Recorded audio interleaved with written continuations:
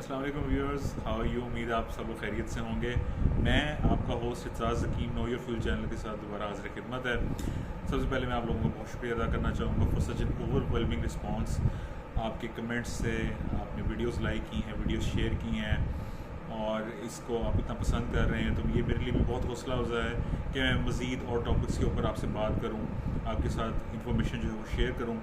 तो आप जितना भी इस चैनल को लाइक करेंगे, सब्सक्राइब करेंगे, वीडियोस को शेयर करेंगे, ये इन्फॉर्मेशन इसी तरह आपके सारे हल्का अहबाब में और लोगों तक पहुंचेगी। आज एक छोटा सा रिकैप करते हैं। रिकैप ये करते हैं कि अभी तक हमने जितनी भी वीडियोस देखी हैं और जितनी भी वीडियोस शेयर की हैं, उसके ऊपर हमने क्या क्या चीज़ें डिस्कस की हैं। सबसे पहले वीडियो में हमने डिस्कस किया था कि जी पाकिस्तान में पेट्रोलियम मसनूआत की कीमतों का तयन किस तरह होता है।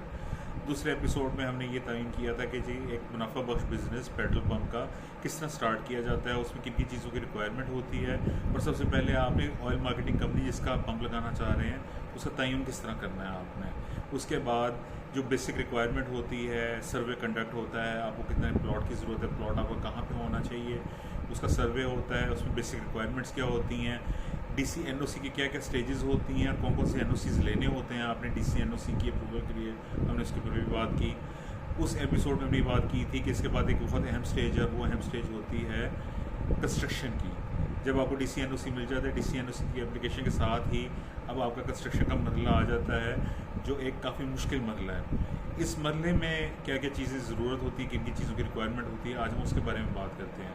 जब आपको डीसी एनओसी की एप्लीकेशन मिलती है तो उसके साथ आपको जो नक्शा आपने उनको दिया होता है, जिसके बारे में हमने पिछले दफ़ा बात की थी, वो आपको एक स्टेम नक्शा भी मिलता है कि आपने अपने प्लॉट में आपने बिल्डिंग कहाँ डेवलप करनी है, आपकी कैनोपी कहाँ पे आनी है, आपके कितने आइलैंड्स हैं, आपके कितने डिस्पेंसर्स हैं, अंडरग्राउंड टैंक्स जो हैं वो कहाँ पे आने हैं, और आपकी एंट्रेंस एग्रेस कहाँ से होनी है।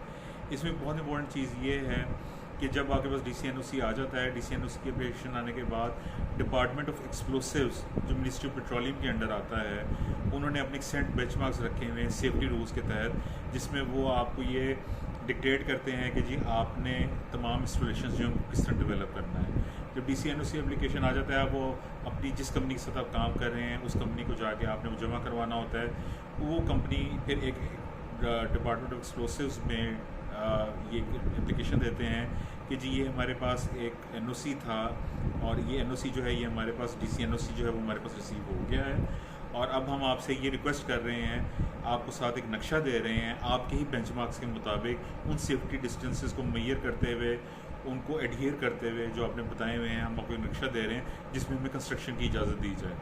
जो भी मुतल्लिका वहाँ का ऑफिस होता है, जिस तरह डीसी ऑफिस लाहौर में हैं, पिंडी में है, मुल्तान में है, कोयटा में है, कराची में है, जहाँ के भी मुतल्लिका डीसी और मुतल्लिका एक्सप्लोसिव ऑफिस में आप जहाँ पे भी पंप लगाना चाह रहे हैं वहाँ पे वो ये केस जमा करवाते हैं। इसमें एक बड़ी इंपॉर्टेंट चीज़ ये होती है कि इसमें एक चीज़ जानना बड़ा ज़रूरी होता है कि जी आपको कितने फॉर्म्स जो हैं, वो फॉर्म्स की जो टाइप होती है, वो फॉर्म्स की टाइप क्या होती है और फॉर्म्स होते क्या हैं। फॉर्म क्या होता है? फॉर्म ये होता है कि जी फॉर्म हम कहते हैं स्टोरेज लाइसेंस को। जब आप पेट्रोल पंप लगाते हैं, पेट्रोल पंप लगाने के बाद जब आप एप्लीकेशन वहाँ पे देते हैं कंस्ट्रक्शन की, आपके तमाम काम कंप्लीट हो जाते हैं, तो आपको फॉर्म के मिलता है। फॉर्म के मिलता है पेट्रोल पंप्स के लिए। फॉर्म क्या क्या होता है? फॉर्म क्या होता है? स्टोरेज लाइसेंस की आपको इजाज़त दी जाती है कि आपने जिन अंडरग्राउंड टैंक्स जिनकी कैपेसिटी के मुताबिक आपने एप्लीकेशन दी थी और आपने कंस्ट्रक्शन कर ली है, आप वहाँ पे अपना पेट्रोल डीजल स्टोर करके बेच सकते हैं। इसको फॉर्म के कहा जाता है। बाकी फॉर्म्स की बात हम एंड में करेंगे। अब हम आते हैं वापस, जब हमने ये कहा था कि जी हम ड्राइंग लेते हैं और ड्राइंग लेके हम जमा करवाते हैं टू द एक्सप्लोसिव ऑफिस। उस ड्राइंग में ये देखा जाता है कि अगर आपने उसके अंदर मार्ट की प्रोविज़न दी हुई है, तो मार्ट की प्रोविज़न से वो केस जो है फिर वो जहाँ पे भी जिस मुतल्लिक ऑफिस में उन्होंने जमा करवाया होता है, वहाँ से वो इस्लामाबाद जाता है, और इस्लामाबाद में चीफ इंस्पेक्टर ऑफ एक्सप्लोसिव जो हैं, डायरेक्टर एक्सप्लोसिव्स, पहले चीफ इंस्पेक्टर ऑफ एक्सप्लोसिव होता है, वो डायरेक्टर एक्सप्लोसिव्स हो गए हैं। वो डायरेक्टर एक्सप्लोसिव जो हैं उनके पास वो केस जाता है अप्रूवल के लिए।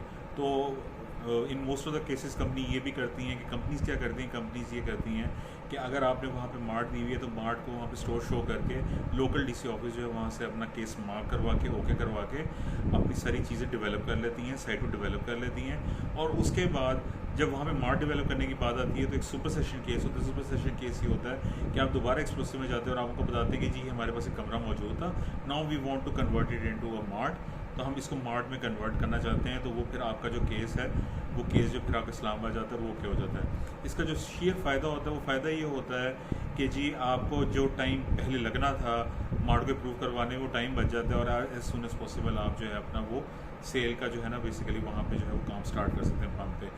ये मैं एक शीट भी साथ अटैच कर रहा हूँ, ये शीट भी एक मैंने डेवलप की है। इस शीट के अंदर वो सारे रूल्स लिखे हुए हैं जो रूल्स आपने एडहियर करने होते हैं इंजीनियरिंग डिपार्टमेंट ने किसी भी कंपनी के, कि जी इन रूल्स के मुताबिक जो है वो साइट डेवलप होगी।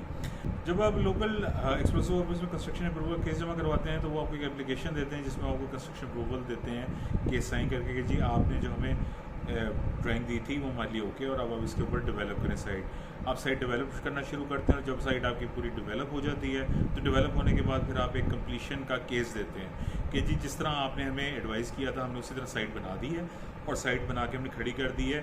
अब आप अपने किसी भी रिप्रेजेंटेटिव को कहें कि वो एक दफ़ा जाके वहाँ पे इन चीज़ों को मेजर करके एडहियर करके एक्नॉलेज करके हमें कंस्ट्रक्शन का कंप्लीशन का केस जो जमा करवाएं, ताकि फिर हम वो फॉर्म के हासिल कर सकें। जिन फॉर्म्स की मैंने बात की थी इनिशियली उसमें 4 तरह के फॉर्म्स जो हैं वो डिपार्टमेंट ऑफ एक्सप्लोसिव प्रोवाइड करता है, जिसमें एक होता है फॉर्म वेल जो होता है स्टोरेज लाइसेंस। स्टोरेज लाइसेंस जिस तरह मैंने आपसे पहले एपिसोड में बात की थी कि कंपनीज़ और कंपनीज़ के स्टोरेजेस भी होने चाहिए उस प्रोविंस में जहाँ पे आप पंप लगाना चाह रहे हैं, तो वो उसको उस स्टोरेज को जो फॉर्म दिया जाता है वो फॉर्म एल होता है। फिर उसका फॉर्म किया आता है जो पेट्रोल पंप्स के लिए होता है। फॉर्म जे दिया जाता है एजेंसीज़ के लिए जहाँ पे 8 से 10 हज़ार तक की स्टोरेज की फैसिलिटी रखी होती है। जिस तरह आपके एग्री एरियाज़ होते हैं, वहाँ पे एग्री एरियाज़ में जहाँ पे रिमोट एरियाज़ हैं जहाँ पे आपके पंप्स नहीं होते, पंप लगाने की लागत ज़्यादा होती है, तो वहाँ पे अंडरग्राउंड टैंक्स रखे जाते हैं ताकि वहाँ पे जो ज़रूरी रिक्वायरमेंट है वो वहाँ से पूरी की जा सके डीजल की। तो 8 से 10 हज़ार का टैंक रखा जाता है जिसको भी फॉर्म जे मिलता है। और उसके बाद सबसे आखिर में आता है CNG के लिए भी फॉर्म होता है फॉर्म बी। तो ये थी आज की सारी डिस्कशन जो हमने की है। उम्मीद है आपको ये डिस्कशन पसंद आई होगी। अब फर्दर हम अगले सेशन में जो है वो बात करेंगे कि पेट्रोल पंप जो है उसके ऊपर जो लाइट फैसिलिटीज़ होती हैं जिसमें ऑयल चेंज है, कार वॉश है और मार्ट का एरिया होता है, उसको किस तरह आप ज़्यादा से ज़्यादा मुनाफा बख्श बना सकते हैं, उस बिज़नेस को किस तरह अंडरस्टैंड कर सकते हैं। मेरा चैनल है नो योर फ्यूल, मेरा नाम है एतजाज़ हकीम। मेरे चैनल को लाइक करें, सब्सक्राइब करें, शेयर करें ताकि information as many as of our friends तक पहुँच जाए। बहुत शुक्रिया। अल्लाह हाफ़िज़।